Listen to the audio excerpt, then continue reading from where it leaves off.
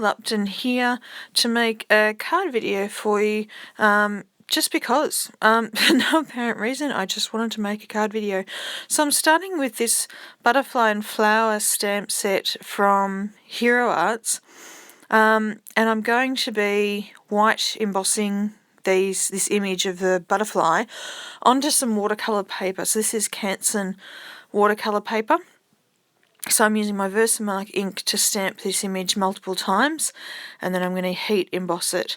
Now the idea behind this card, I made a card a few weeks ago that had exactly the same stamp, and I stamped it onto vellum and white embossed it. You might have seen the video. If not, go and check the video out.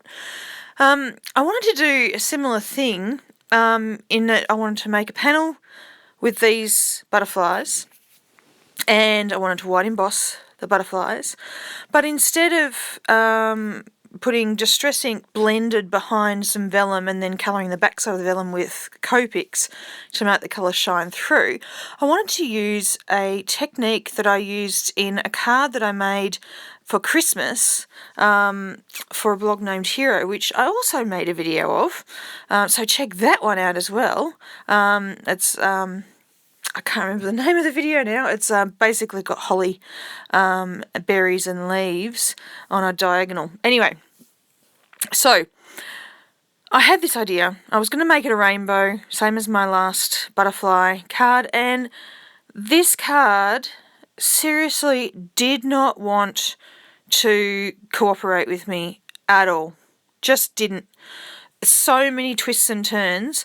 The first twist is I decided, oh no, I don't want to make another rainbow card. I've made heaps of rainbow cards recently, mainly because a blog named Hero had their challenge theme for last month as rainbow, so I just went nuts making rainbow cards because I love making rainbow cards, but I wanted something different. So I decided to go with all these colours, so the reds and the pinks and the oranges and the really pale sort of mauve colours, and I actually used all but one of these colours that I've got out on my desk now. I didn't use the squeezed lemonade, but all the rest of the colours I use. You can see I've done heaps of them. And the idea with this is you colour in a bit, doesn't have to be neat at all, and then you just blast it with water, which is what I'm going to do right now. I'm just going to spray with my spray bottle all over it, absolutely drench this piece of cardstock, mop up a few little bits where it's blending a little bit too much for my liking, and then hit it with a heat gun.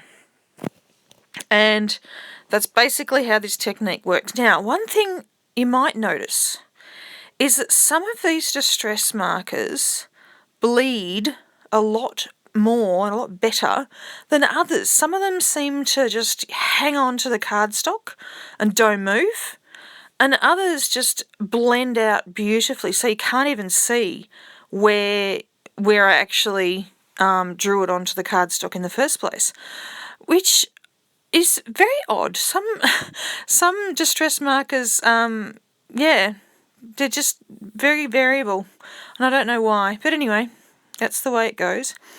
Now, the next thing that changed about this card, I should have stopped right now, but I didn't. I just decided to add more colour, and looking back on it, I actually preferred it before I added all this extra colour. I should have just left it and been done with it, but no, I have to keep on adding stuff.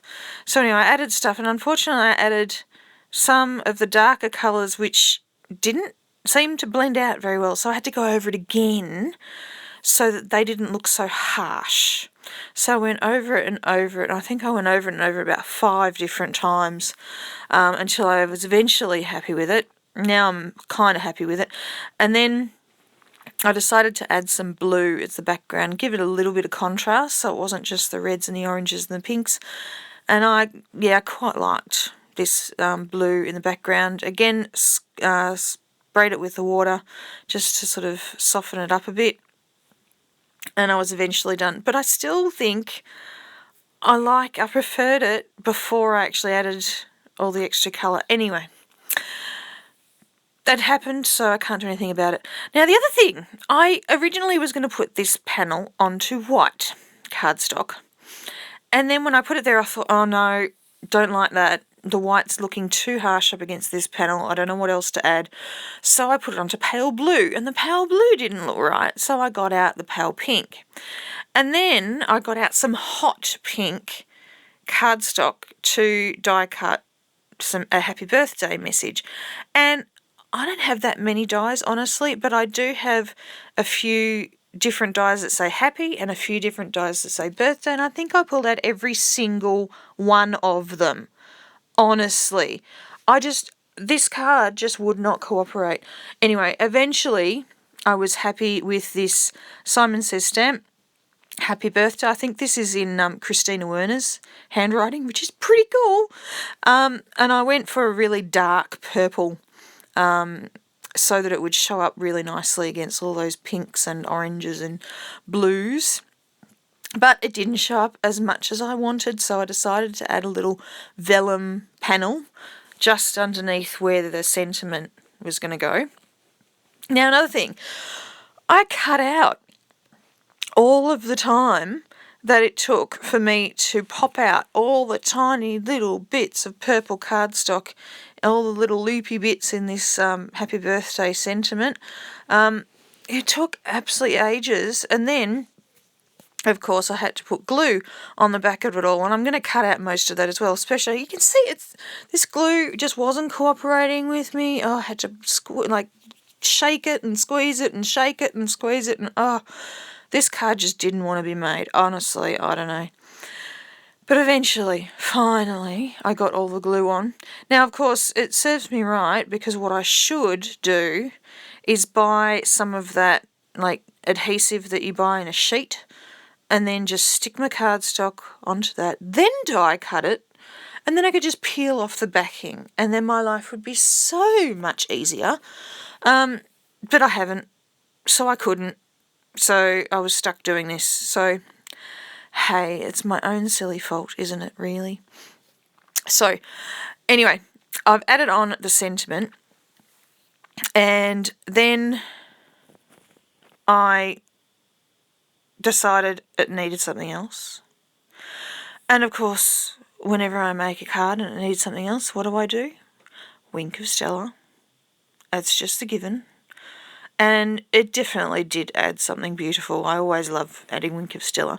But it still didn't look quite right. So whenever something doesn't look quite right, my backup is add some white gel pen, little faux dashes, faux stitching lines. So I did that, and it looked better. And I really should have stopped at this point, but I couldn't, because I thought, what else could I put on it? I put everything else on it. Let's put something else in it. Some sequins. So I added some sequins. Honestly, I think I could have done without the sequins, but they don't look bad. So hey, I added them. And there are certain people out there that say that you can't have enough bling, so there you go. Anyway, there's the sort of disaster story. I just added some more glue underneath these sequins because I thought it was a good place to hide the adhesive underneath the vellum. So that's another useful thing for sequins. Anyway, there's the disaster story of my card. So I hope you enjoyed and had a bit of a laugh. If you like this, please subscribe to my channel. Thank you. Bye.